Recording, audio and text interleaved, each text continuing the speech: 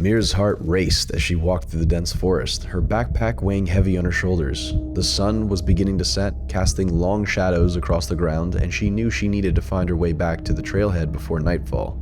As the darkness crept in, the woods took on an evil atmosphere, the sounds of the forest growing quiet. Just as Mira began to pick up her pace, she felt a sudden, intense pain in her left leg. Her scream tore through the air, and she looked down to see her leg caught in the steel jaws of a bear trap. Panic surged through her as she desperately tried to pry the trap open, but it held firm, the sharp teeth digging deeper into her flesh.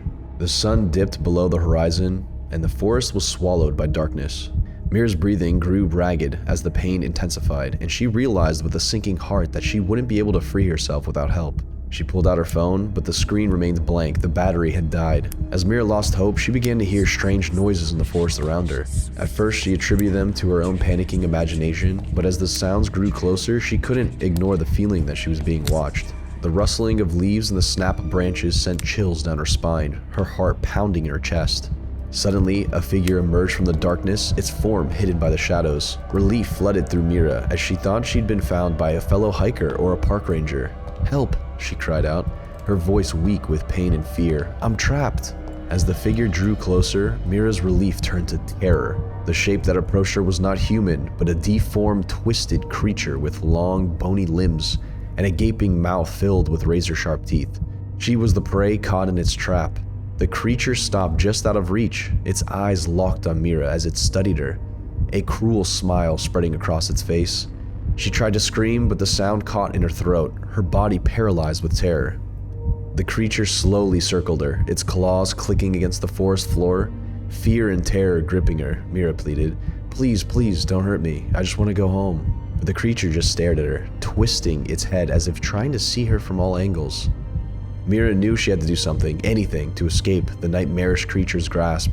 With her free hand, she reached into her backpack and pulled out a flare, hoping that the bright light might scare it away. As the creature moved towards her, she ignited the flare, filling the air with a burst of brilliant light. The creature recoiled, its eyes narrowing in pain and anger. Seizing the opportunity, Mira swung the flare at it, striking the monster and sending it stumbling backward.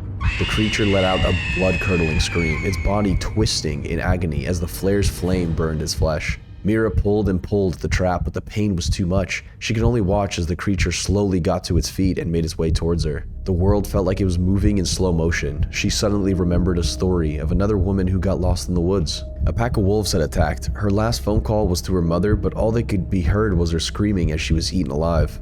The creature reached towards her, and Mira was glad she couldn't make a call. She closed her eyes. She would not give it the satisfaction of hearing her scream. She could die with some respect left intact. Mira waited for the final blow that never came. The pain on her leg lessened, and she opened her eyes. The creature had stepped back after opening the trap and was watching her closely. It leaned forward and in a human voice growled out, "Run." Mira briefly looked at the monster and turned to run out of the forest as fast as her injured leg would let her. Just as Mira stepped out of the forest, she heard a chorus of distant screams echoing through the trees, but she never looked back.